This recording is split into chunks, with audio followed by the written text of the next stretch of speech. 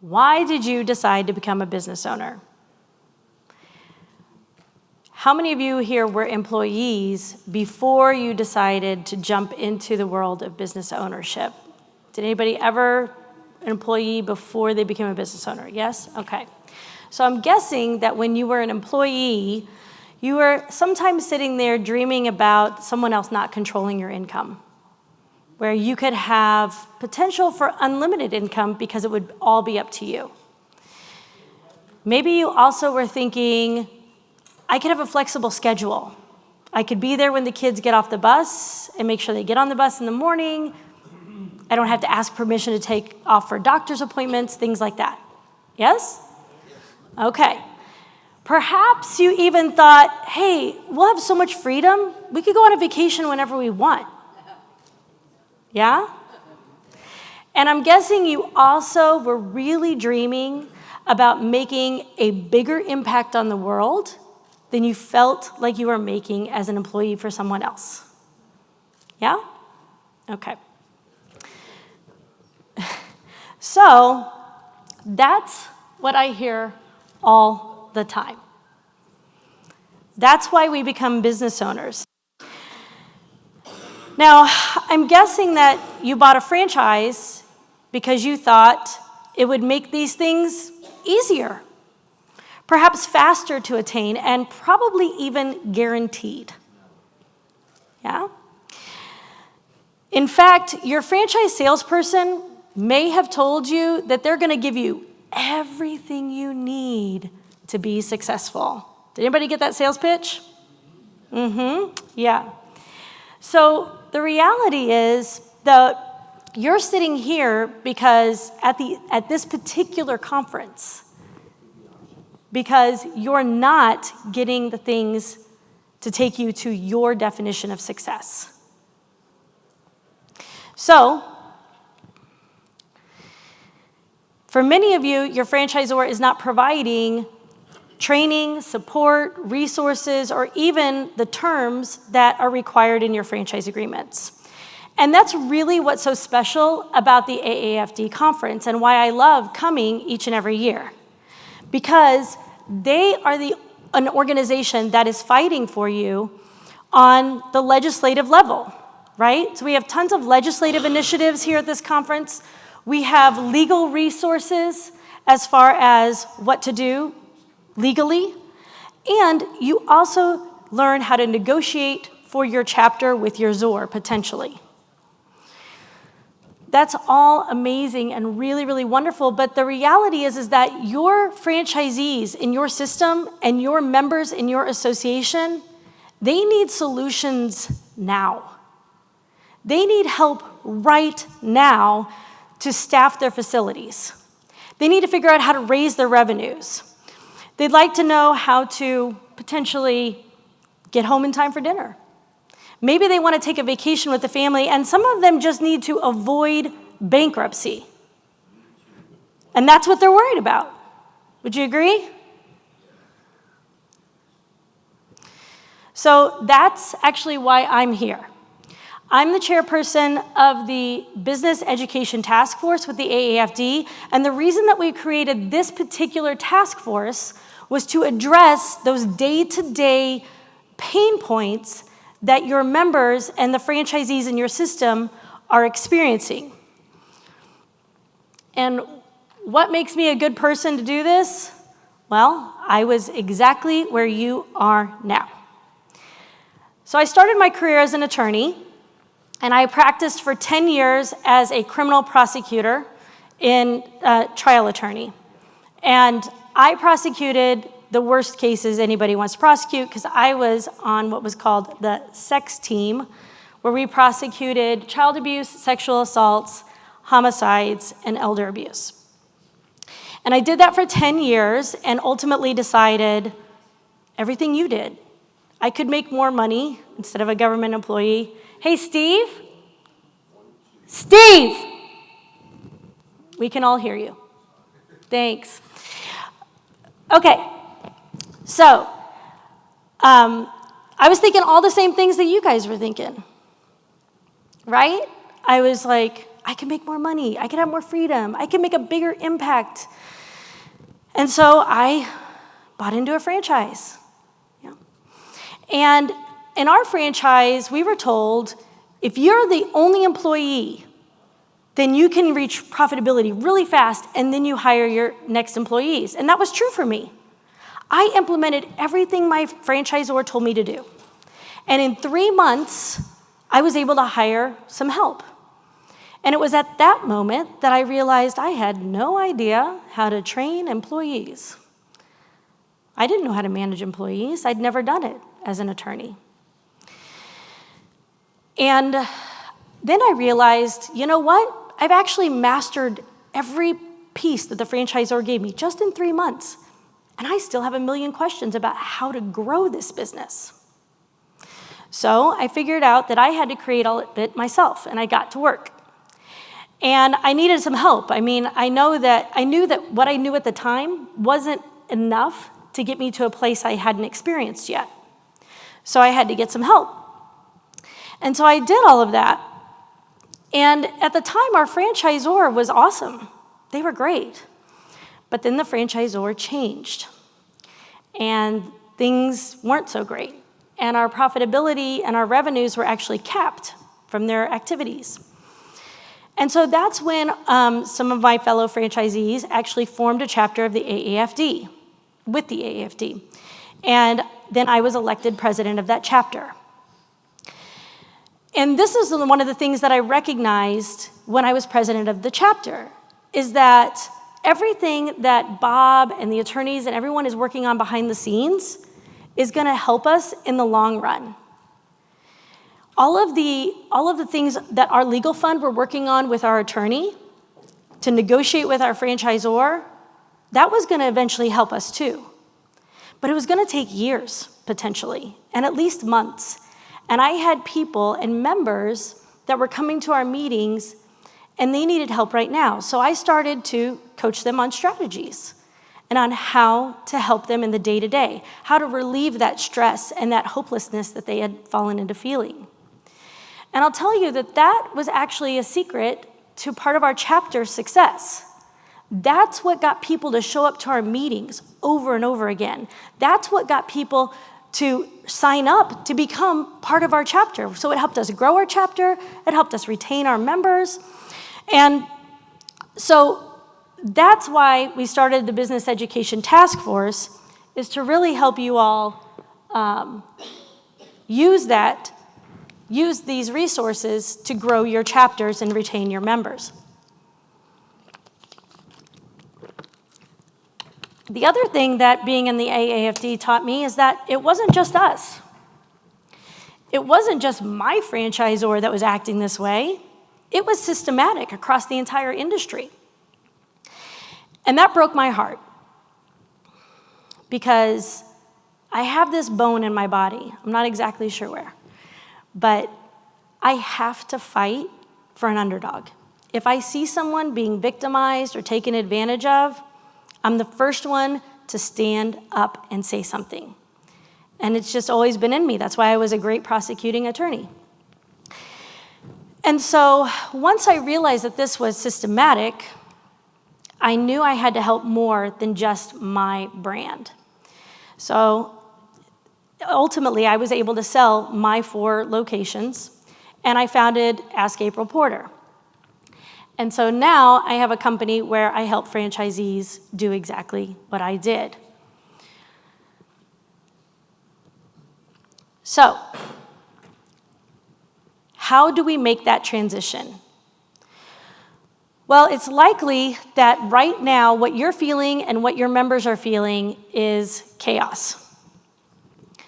People are working too many hours. They can't find staff. Their life is a bit of chaos. Sometimes people call out and they have to jump in and cover the shift, or it's just troubleshooting because there's always a fire to put out, right? A lot of times, too, they're going to experience scarcity. When is the next customer coming? Am I going to be able to pay payroll? There's not enough money. There's not enough customers. There's not enough employees. Worry, worry, worry. And then also there's a lot of fear. there's a lot of fear. What if I join this franchise and there's retaliation against me? What if I speak up and nothing changes and then I get a bad reputation, right? What if nothing's going to work and I'm ultimately going to fail and I'm going to lose my investment? And for some people, maybe even their marriage from their relationships going bad. So we want to replace that chaos with sanity, okay? We want to create that vision that you had when you signed your franchise agreements. So now with sanity, you can balance home life, you can balance being a business owner, you get to show up as a spouse, you get to show up as a parent, you get to show up as a member of community, and be able to handle that in a way that you enjoy. We want to replace scarcity with wealth. That's why you got into business, right? You want to make some money. And then we want to replace the fear with gratitude. When you're in a place of gratitude, when you're actually in a place of gratitude where you're feeling grateful, did you know that the human brain cannot allow any other emotion to intrude on that? It's your most peaceful sense of being. How grateful would you be if you didn't have those money worries, those staffing worries, and everything was running like a well-oiled machine and producing the life that you had envisioned? You feel pretty good? We call that swag. So you're going to hear me talk a lot about let's get you to your swag, okay? So to get to the swag, we got to fill the franchise gap. Got to fill the franchise gap. What is the franchise gap? Well, franchisors will teach you how to grow their business. But franchisors will never teach you how to scale your business. And the reality is, we can be angry with them all we want, but you need them focused on the brand. That's where you need their attention, and that's where you need their actions to be focused. Because with brand growth, you get brand awareness. And that naturally leads to more customers in the top of the pipeline. You're supposed to get bulk purchasing power, and I know that's kind of iffy in some situations, but that should be an advantage. There's also more Z's to leverage the brand, right? So there's a lot of benefits that come with more Z's, not just more brand awareness in more areas, but also for some businesses, there's reciprocity, and that's more heads put together to figure out how to improve the brand. And it's also more attractive to a buyer when you go to sell your business if there is a large network of franchisees because of all of those things. But to grow the brand, they need to train Z's in operations. Now, they might not be doing it to the level that you want them to, but it does take money and personnel to have a training program for Z's. They also need to do national marketing to consumers, which would be through your national marketing fund. They have to nationally market to future Z's so that they can grow the brand, and they need a franchise unit sales process. This is their business. This is the business that they're in, is selling franchises, not whatever the industry is that you are helping consumers in your community with, okay? So you need them to be good. And if we're looking at this objectively from just a business standpoint, if this was your business, wouldn't you want to be focused on these things as well? Right? Okay. So then the question is, how do we get unit growth? Well, even in a great brand, the unit success will be up to you. And it requires more than just understanding how to operate the business. It requires overcoming limiting beliefs. It requires developing a team of leaders underneath you that can take initiative and help you grow the business. It requires a local reputation for excellence that you have built, and also local marketing in general. Okay? So let's do an actual little formula here to show why your franchisor is never going to dip their toes and actually provide these things for you. So this is one location. Let's say it makes, at $20,000 a month, it's profitable. The franchisor has put into place enough resources, training, and support to get franchisees to profitability. And at that point, they're making a 10% royalty, which gives them $2,000 a month per unit. Now, you want to make $30,000 a month. And you're like, hey, I need help going from 20 to 30. What are you doing? Give me more stuff. Help me, right? And some of you may not even be like, you're like, I don't need your help. I'll just figure it out. But a lot of your Zs, a lot of your fellow Zs and your members are going to be in this boat where they're just waiting. They're paralyzed. They're just waiting for the franchisor to give them something else that's going to get them to $30,000 a month. The reality is that what it will take to get to $30,000 a month is potentially an executive coach, possibly HR experts, standard operating procedures, and they would need consultants in order to do that, okay? They would also need public relations specialists as a franchisor to get this done, to help you grow to 30,000. And they'd also need marketing specialists. So they'd have to increase their personnel, and they'd have to increase their expenses significantly to provide those things to take you from profitability, where they have all the standards and everything already built out, to the next level. That's why, for them, if they have one location that they're making $2,000 a month, they sell another location, they make $4,000 a month. Whereas in the last slide, they only made $3,000 a month by pouring all of that additional expense and resources into getting you to make $10,000 more a month. Does that make sense to you guys? This is why they're never going to fill that gap. And that is the franchise gap. It doesn't make good business sense to put out all of that expense when they could keep doing exactly what they're doing and make more money. So, to reach swag, you have to invest in you. You have to invest in you, because they're not going to do it. So that's what we're going to do today. We are going to be talking about Rockstar retention secrets, because all I keep hearing about is how it's very difficult to find and keep employees, right? Now, you might be thinking here, hey, I know retention is important, but I need employees right now. Could you help me with that instead? Well, I am going to help you with that. I'm going to give you a 30-day free trial. I don't get anything out of this, by the way. If you end up signing up for this after it's over, it's not an affiliate link. I make no money off of it. But it's a great software that actually helps you find employees. It does job postings, helps you receive applications, screen them, and communicate with the candidates, and it stores everything. So if somebody wasn't a good fit right now, you could return to it later. It's awesome. But you get 30-day free trial. If you want that, all you have to do is text Staffed Up to that number, and we will get you the link for that 30-day trial. Guys got that? All right. So why are we starting with retention? Well, think of your business like a piggy bank. So where most of your employees, where your employees are your most precious asset.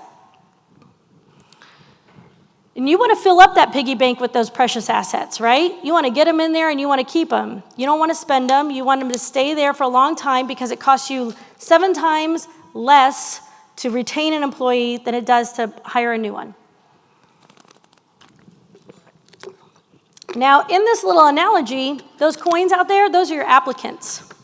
So we're going to pick up those applicants and we're going to stick them in the piggy bank. But they fall right out the bottom because you don't have a stopper in there. The stopper is retention strategies. If you don't have your retention strategies in place to keep people for a long time, then you're spinning your wheels with constantly hiring. So that's why we're going to concentrate on that today, because when we slow down, it allows us to speed up. And it won't really take as long as you think when we talk about slowing down to speed up, but you'll have a full piggy bank. Now, these are the exact strategies I used when I had my 4 fitness locations. In the fitness industry at the time, average employee retention was 4 months. Our average was 18 months. So how did I do that? I created what I call passionate followers. And 50% of those passionate followers, when they left us, when we had an employee leave, 50% of the people who left returned to work for us again. In fact, right there, Lauren is now my marketing director for my current company of Ask April Porter. She's followed me there. And we have 2 other people in this picture that have already inquired when I will have more openings available to hire them into my new company. So, how do we get passionate followers? Well, right now we know everything's going up, but you may not have the money to spend a lot more on wages. So what can you do instead? Creative compensation. We're going to go over what these things stand for. But here's the important piece of the puzzle. It's that your employees want a particular type of life. You need to figure out what that life is. What do they want to avoid, and what do they want to be able to take advantage of? If you can give them a pathway to doing those 2 things, it doesn't matter if you give it to them through money or through perks and lifestyle changes. It's still creating the life that they want, and they know that you are the conduit to getting it. So we can get creative. Commissions. A commission, for anybody who hasn't done that already, is basically a percentage of a sale. So you build it in. When you sell a $100 gym membership, you get 10% for every one. Bonuses are based on KPIs. KPIs stand for key performance indicators. You create KPIs, and when people hit them, they get a bonus. Why do we do it this way? Because the revenue is being generated that then pays the additional compensation instead of the other way around. Sales contests. Run a contest and make the prize either money, so they make more money, or part of that lifestyle that they really want to have, right? For female employees, they may dream one day of owning a Louis Vuitton purse. Have a sales contest and buy a Louis Vuitton purse. If they hit the numbers, it'll pay for the purse, so you're not out anything, okay? I don't know, what would the guys want these days? The Louis Vuitton for their wife. Oh, right, Louis Vuitton for their wife. Okay. Meals. So it might sound like a small thing, but if you have a team meeting, get a meal. Get pizza, get lunches. Strategic partner benefits. This is where it may be something you haven't tried yet.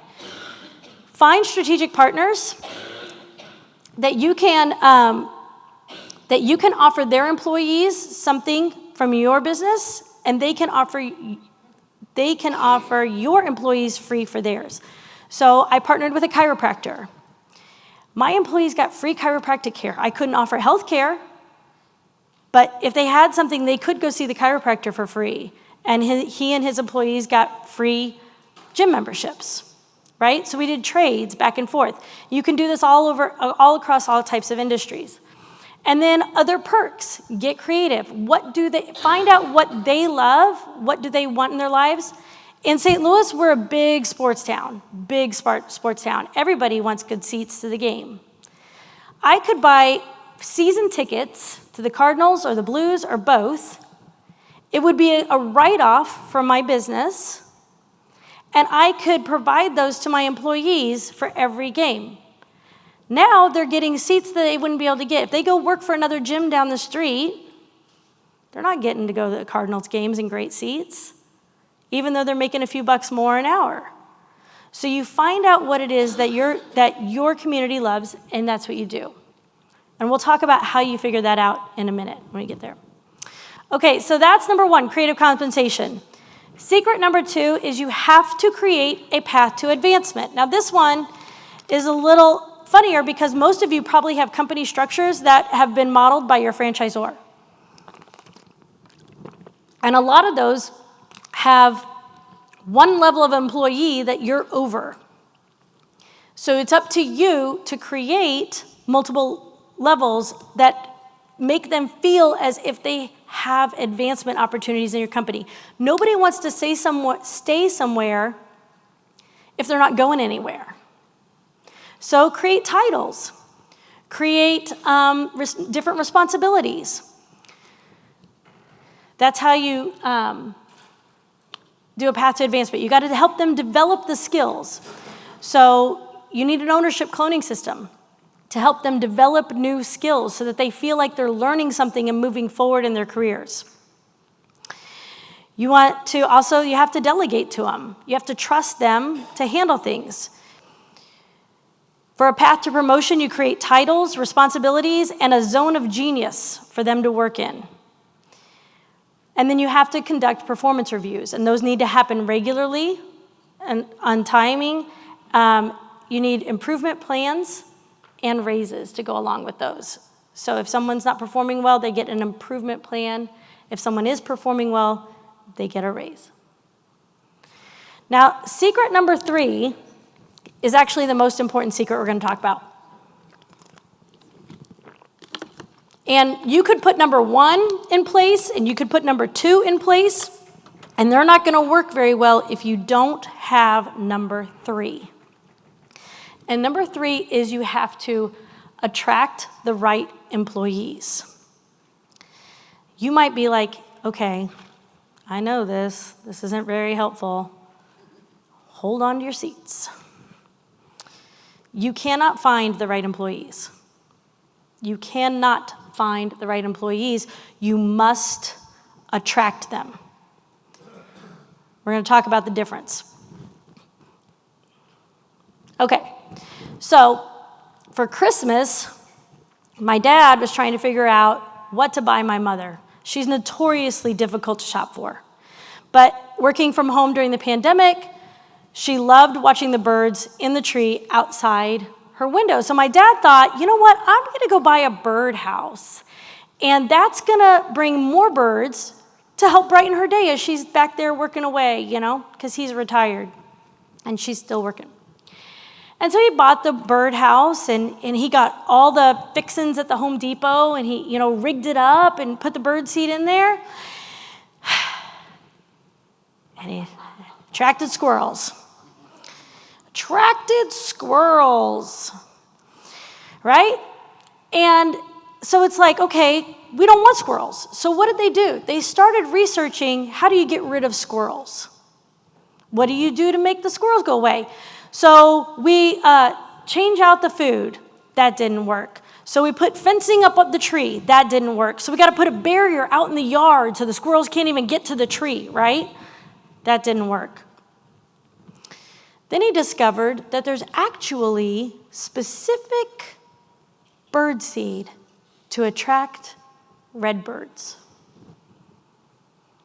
So instead of getting the generic bird seed that attracts everything, including squirrels, they went and got the bird seed for redbirds, and bam, so many redbirds showed up that the squirrels no longer were interested in being near that birdhouse. We get attacked by a redbird. Okay? So this is what you have to do. Right now, if you have squirrels, it's because you attracted squirrels. That is what happened. So how do we, instead of worrying about getting rid of the squirrels, we need to attract our redbirds. We need to attract the rockstars. Now, the reason that you attracted squirrels is because you have a generic job description. Now, if I had to guess, how many of you have job descriptions or have been putting job descriptions out recently? Get those hands up there. It's after lunch, and I mean, come on, guys, let's go. There we go. All right. Does it look something like this? A little bit about the company, job duties, the qualifications you need, how to apply, and maybe a few cliche words in there, or phrases like, our teammates are like a family. It's really fun working here. Or maybe, we've got a great company culture.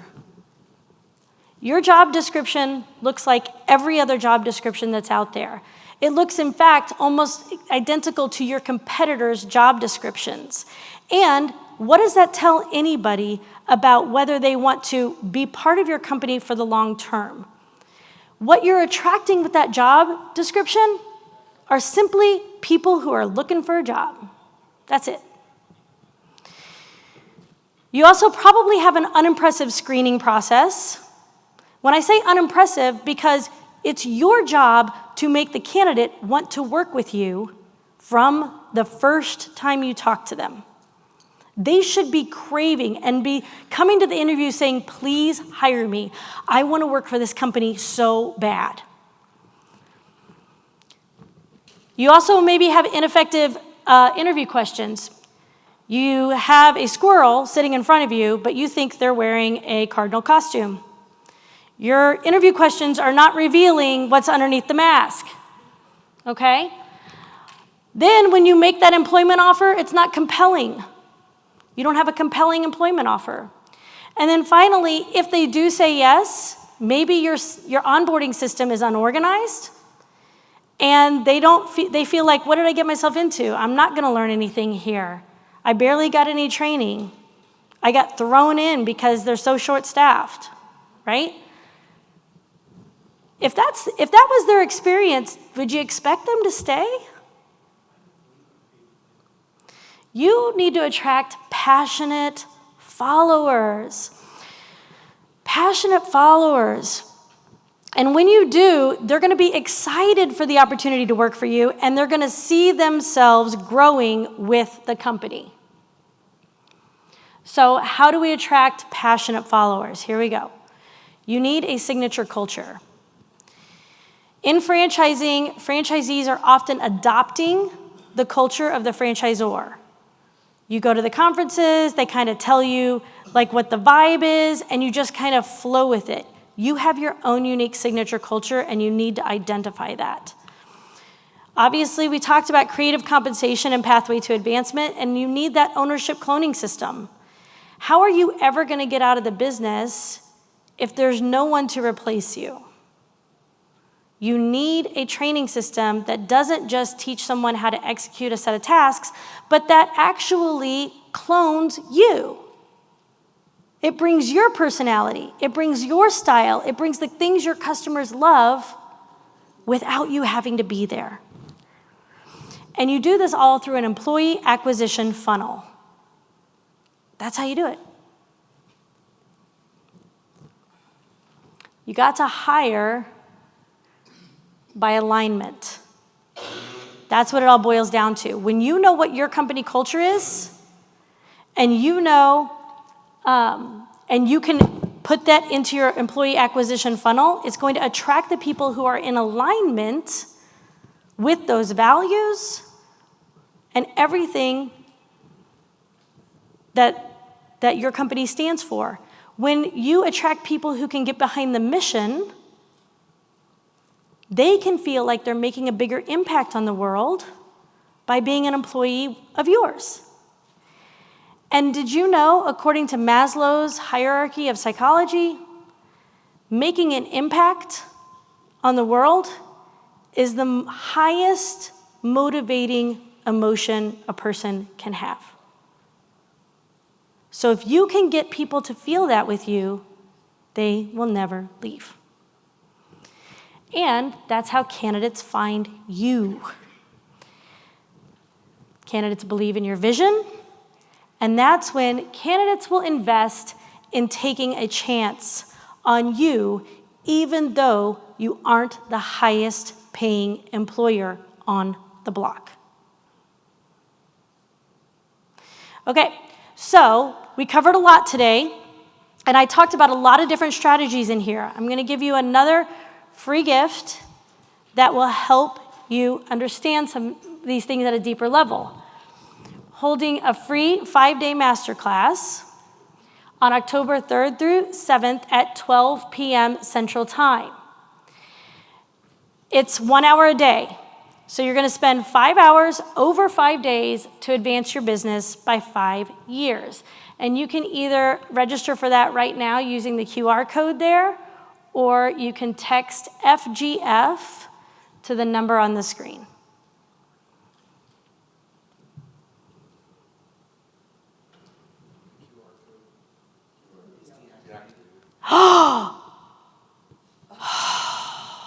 My team heads are going to roll. Well, luckily I have a backup. Just text FGF to that number, and I will call them, and they will send you the link to register. Okay, so my time's up at what, Rich? 3 o'clock? I really zoomed through that. All right, let's take quick Q&A. Yes. Perfect. I see you. What's your name? My name is Greg Berlin.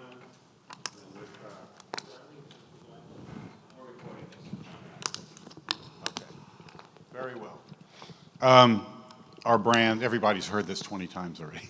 Basecamp Franchising, which does 2 resale concepts, kid to kid for kids, and Uptown Cheapskate, which is the stores we actually own. We're probably doing 90% of what you mentioned.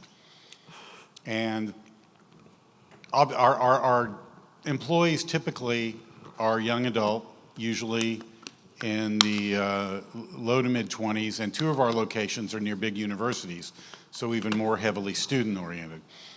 And I don't know how much the rest of you guys, what your typical staff is. I'm sure it's varied, but there has been a quantum shift in the entire workforce, I'm aware. But in this generation coming up, very little of this seems to actually matter. They say it matters, because we actually do make a difference. We repurpose millions of pounds of textiles every year. We donate to 2 really great charities, one supporting veterans and one building schools in lesser developed countries. And I give them a presentation, and I tell them this is a hard job, it's a lot of fun. They also love thrifting and resale, and they're all over it. And then they come in and they actually have to work. And I would say 1/3 of the people that we hire now who look good on paper, have a decent interview, they don't last 2 weeks. Okay, so I have some questions for you. These may be challenges. They might make you uncomfortable. You ready to roll with it? You bet. All right. How are you incorporating, first of all, let me ask you this. What is your mission? Our mission? Your mission. Well, it's a combination, and I tell people that we are in this to make money, and I don't lie about that, but we also are in business to do what I mentioned. We repurpose millions of pounds. Textiles is one of the most polluting industries on the planet. So we are enrolling people in a recycling process they can enjoy because they find things they love, save money on them, and do something good for the planet at the same time. What's your mission? We are an sustainable upscale fashion exchange. Is that your mission statement? I don't know that we have a mission statement. That's your problem. That's one of them. How do you incorporate, so if you don't know your mission, how are your employees supposed to know and understand and buy into your mission? I think we have a mission. I just don't have it in a talking point. I describe what we do. Maybe I need to make a little shorter version of it. So, and this is why I say that it might be uncomfortable, because I have a very tell it as it is style. Becca will tell you. So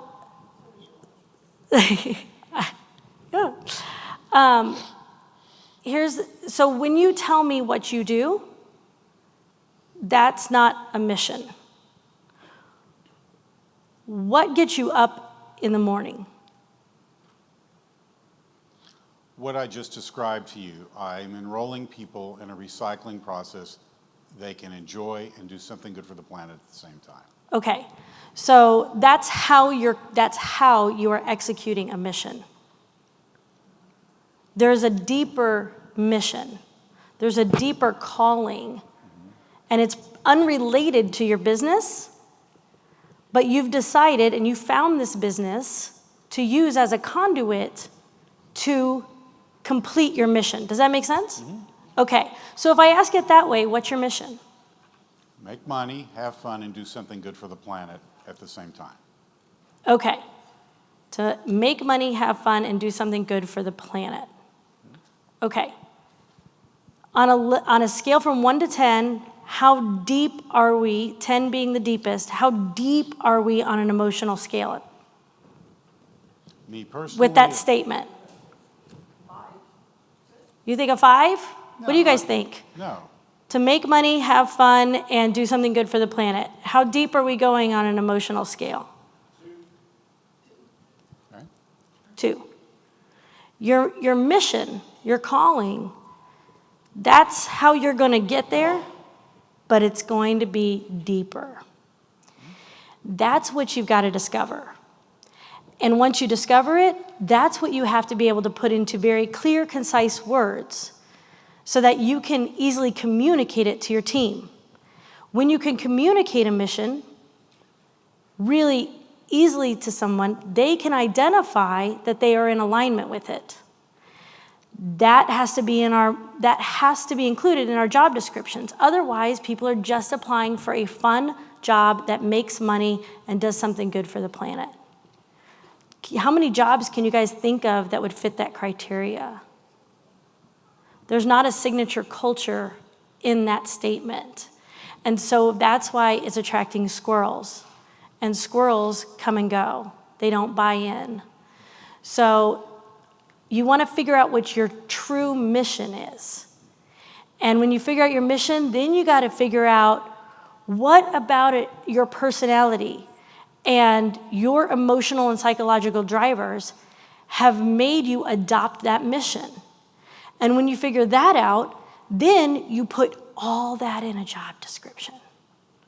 And when you put all that in a job description, someone who reads it says, I feel like this person is reading my mind. I feel like they're talking to my soul. And I am so excited to apply for this job. And that's where you find your redbirds. So just to let you know, after I tell them what I tell them and show them the things that we actually do, the vast majority of them express that they are really interested and really excited and say that's really important to me too. So they say all those things. And then they come and they find that doing some of the routine work you have to do isn't as glamorous as the mission, and even as I have expressed it. Right. So, and there's going to be some of that no matter what you do, because some people just don't want to work.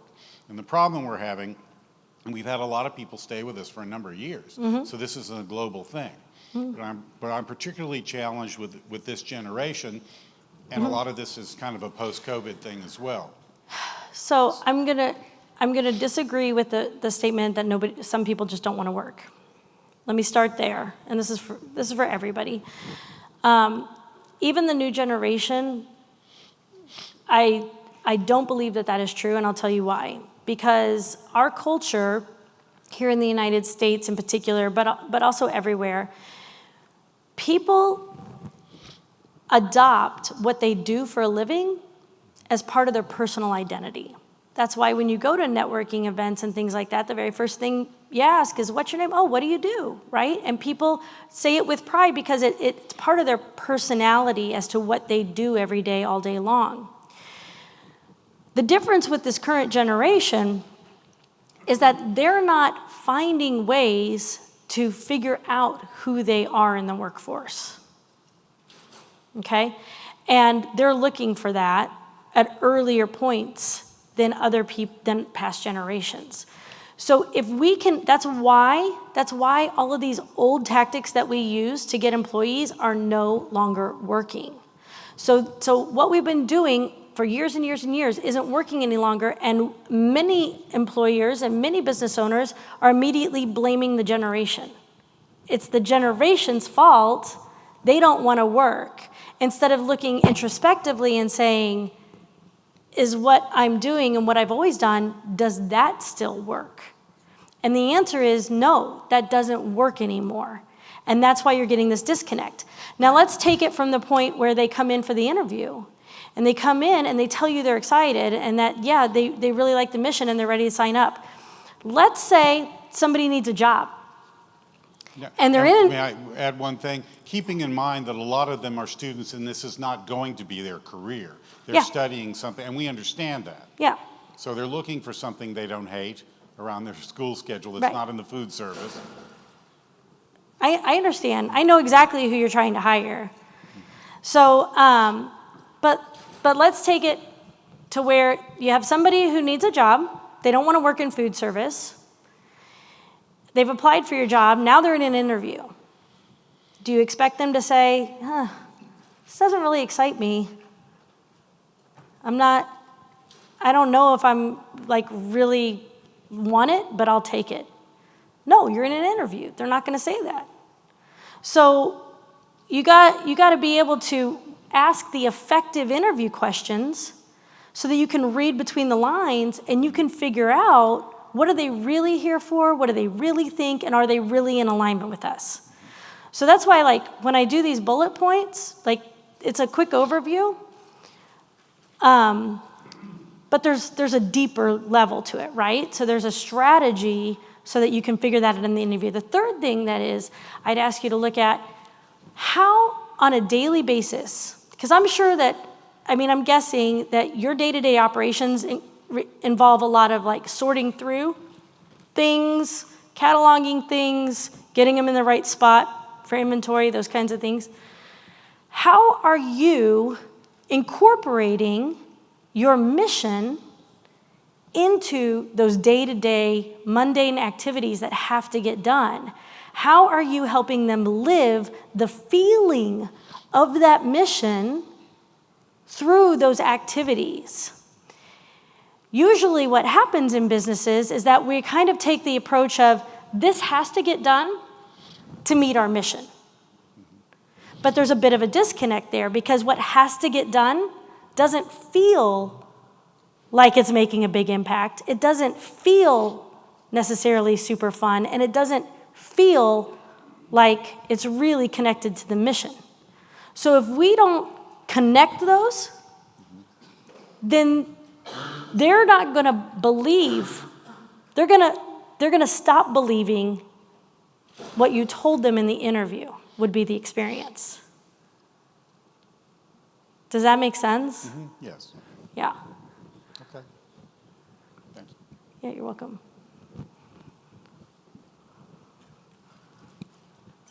You got one over here.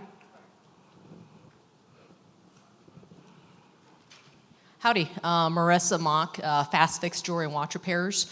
Yeah, some of that stuff I saw, I do also do.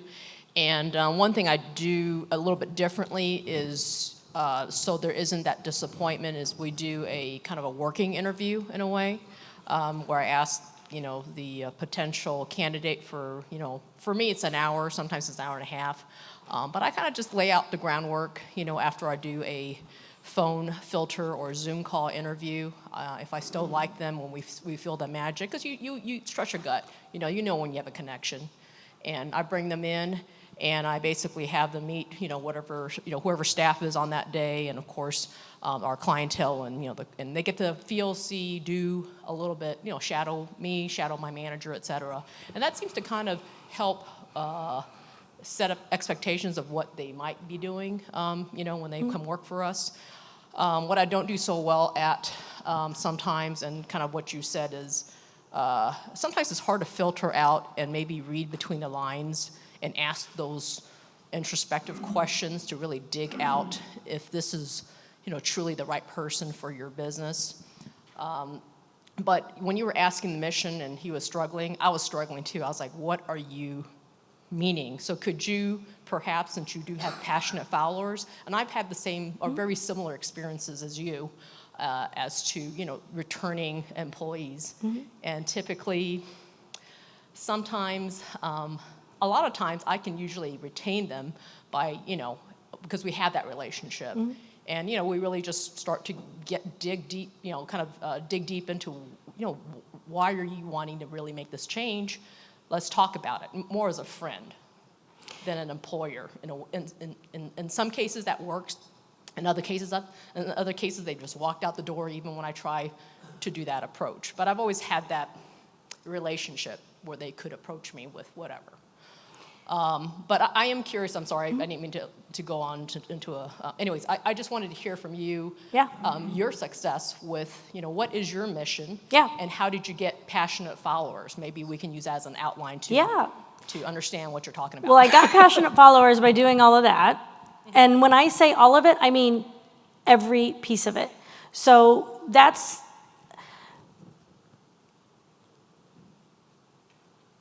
I just want to make it clear because it's easy to take a look and say, okay, I'm doing some of that, so I'm good on that.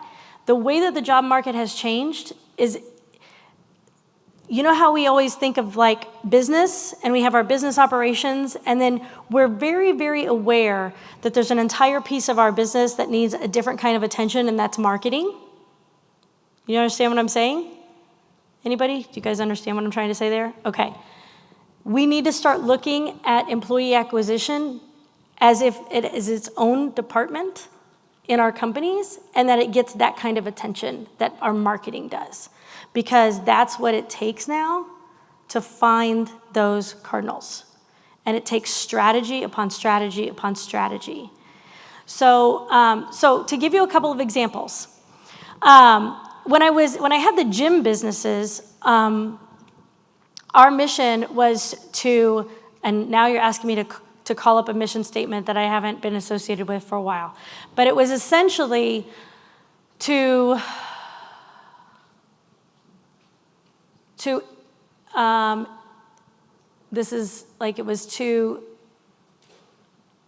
change people's lives for the better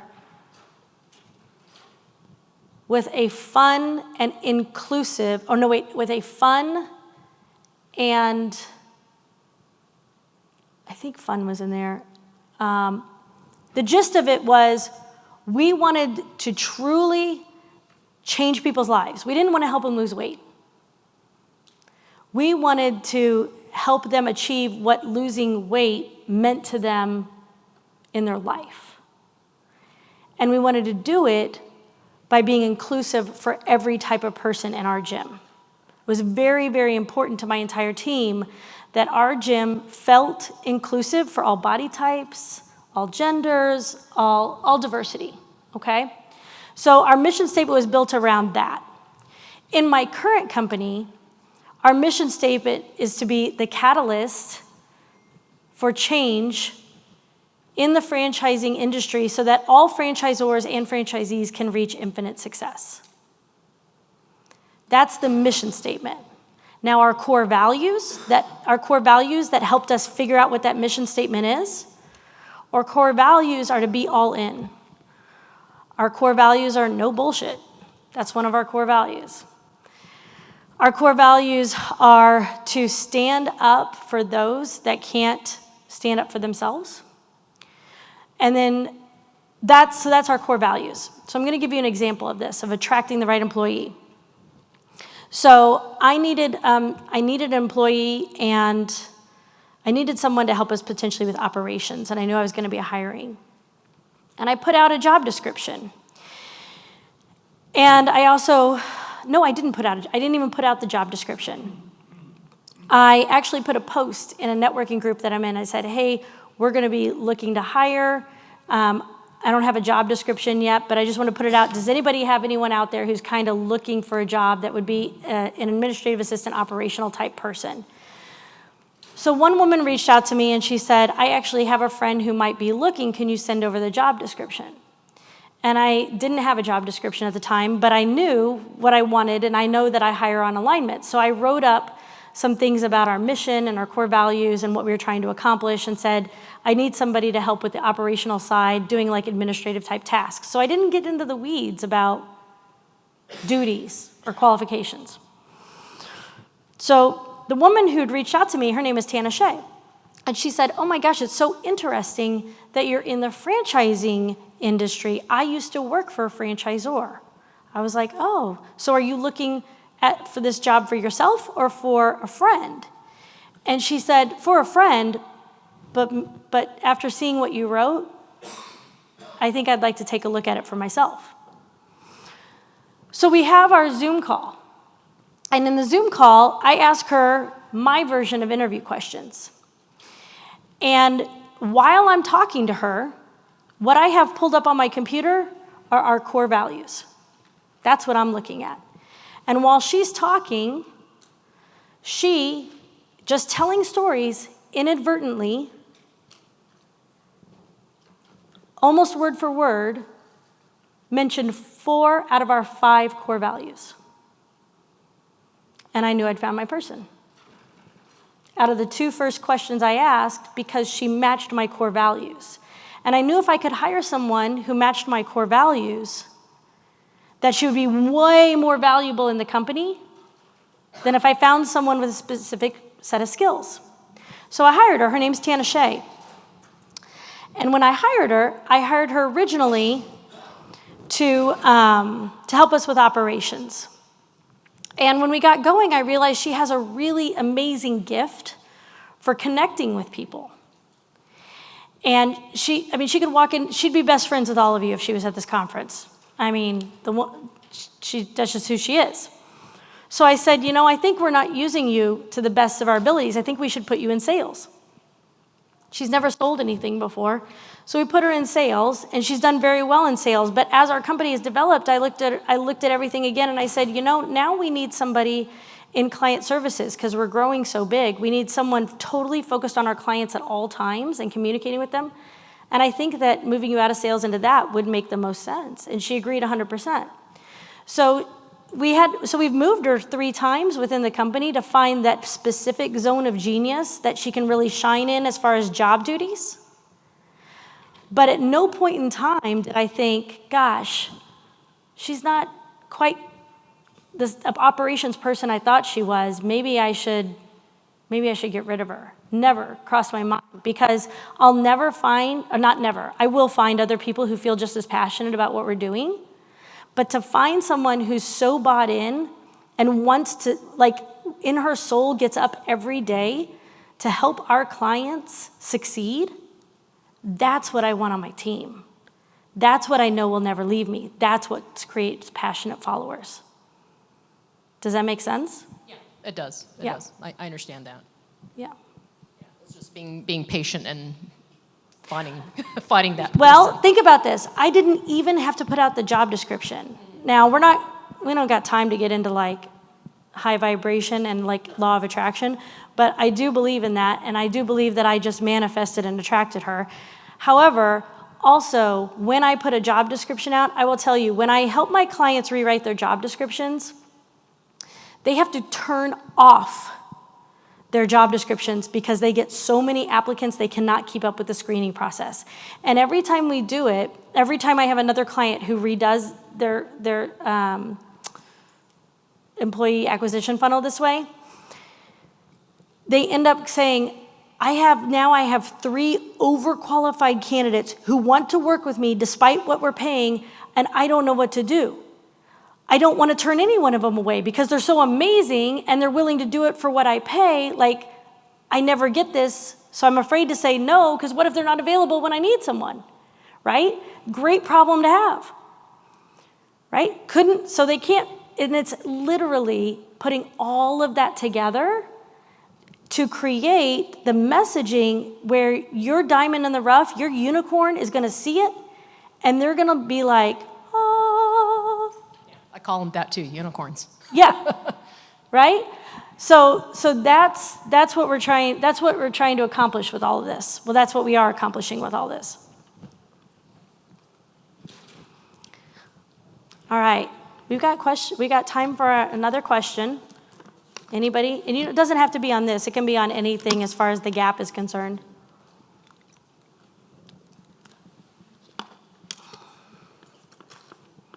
What is something else you guys are struggling with?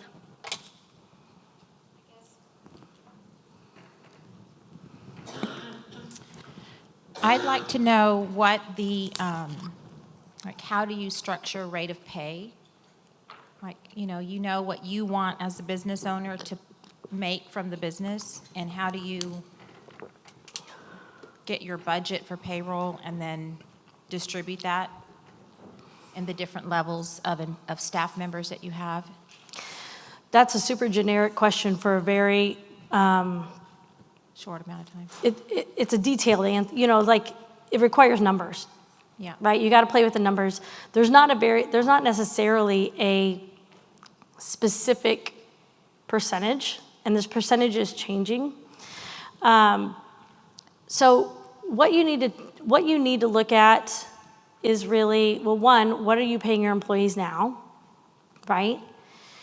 And how many employees do you need to handle things? One of the reasons payroll gets so high for people is because when we have so much to do, and when we feel overwhelmed in our business and there seems like there's so much to do, many times as green business owners, which, our answer is to hire somebody else. We need another set of hands to help accomplish everything that needs to get done. That makes sense, right? The reality is that experienced business owners, entrepreneurs, CEOs of large companies, they're getting more efficient with what they're doing. And they're doing that through upper level strategies. So what happens when you're a green or a novice business owner, you don't know what you don't know. What you do know is it takes to get this much work done, this person's already filled up at 40 hours, so I must need another person. So you're basically going to what you know to fix the problem instead of filling in the gap of what you don't know to fix it. Does that make sense? Kind of. Yeah, so you're using your resources, you're using people as your most productive resource, and that may not be the case. There may be a lot of different strategies that could be put into place in your business that would make certain things disappear altogether from needing to do them. It might make your current employees more efficient at doing what they're doing. And it could help your current employee. Ultimately, where you want to get to is that part of what your current employees are doing is measurable in how it's growing your business for every employee. And when you get to that point, every employee is generating the revenue that is covering their own salary. And that's ultimately what you want to get to. That makes more sense. Yeah. Thank you. Yeah, you're welcome. But like right now, how many of your employees are significantly contributing to the growth of your revenue? They're all instructors, so None of them. That's where the inefficiency is. So you have to learn how to develop people to a level where they will grow your business. Lauren, that I showed you in the circle, actually Victoria was in that picture too, and Danielle. So those were 3 of my 4 managers that were in that picture. Lauren opened up our Kirkwood store. I didn't set foot in that store. Like, it opened, she was the face of the store. In 6 months, she doubled its revenues. Not after opening, like, she took over 3 months after we opened. So my GM kind of got it up and running, trained her, put her in there. She doubled the revenues in 6 months. Victoria, she doubled the revenues of our other gym in the same 6 months. And Danielle was the GM who was training and overseeing all of them when I wasn't there, and I wasn't there. So that's what you want to do.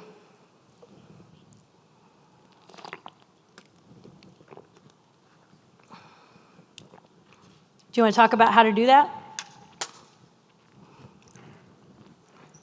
If you guys want to talk about stuff that's specific to your business too, just catch me afterwards and we can talk about specific stuff to your particular business. Since we got 5 minutes left, I'm going to give you some of my some of my top strategies, just like what they are. So the top 3 strategies are 3 strategies that you should have in place in your business on day 1. And I'm going to guess that nobody here has these in place. Top 3 strategies, at least all 3. Number 1, strategic planning session. A strategic planning session sounds simple. It sounds like you're going to sit down and fill out a paper and plan something. But a strategic planning session is actually about an 8-hour meeting, and it involves your entire staff, and it goes through about 25 different categories. And in going through those 25 different categories, you establish the entire culture of your business. You also can establish your entire growth strategy and also the accountability strategy for how you are going to keep your how you're going to get your employees to show up and actually perform according to your growth strategy. So that's 1, should be in place on day 1. Number 2, your exit strategy. Your exit strategy should be in place on day 1. If you don't know what the plan is, where you're going, what this all means, how are you going to get there?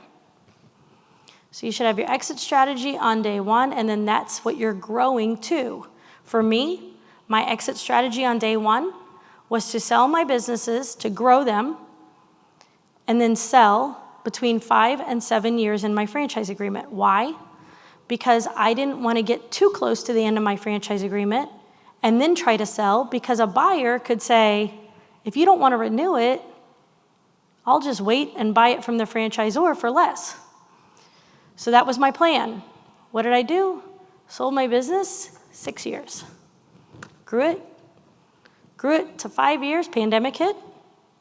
Shut down for 3 months, reopened. A week later, somebody wanted to buy all 4 of my locations, even though they were fitness in the middle of the pandemic. Why? Because I had so much equity built into it from the way that I'd grown them. So we got strategic planning, we got exit strategy.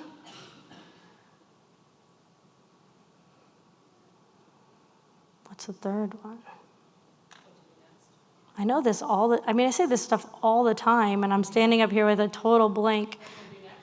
No, I'm thinking that it is, let me think about this. Oh, customer avatar. Customer avatar strategy. So, okay, this is a big golden nugget. Get your pens out, because the last 2 minutes you're gonna get a big bomb. This is something that's almost every business that I talk to is getting wrong. And if you get it right, it will completely change your marketing results. Okay, so ideal customer, niche, customer avatar. Everybody likes to pool all of this into a singular, like they're synonyms, like they all mean the same thing. They do not. Ideal customer are the demographics. What is your territory, right? When we were a gym, we knew we were going to bring people in from 3 miles, women between the ages of 29 and 45, with a household income of X amount, married, with kids, college educated. That's your ideal customer. Okay? Niche is the trait. It's a trait that falls within that bigger demographics. All right? So something that could be a niche would be housewives in that situation. Okay? So not every woman in that 3-mile radius would be a housewife. So we want to niche down and just talk to people who are home during the day. That could be a niche.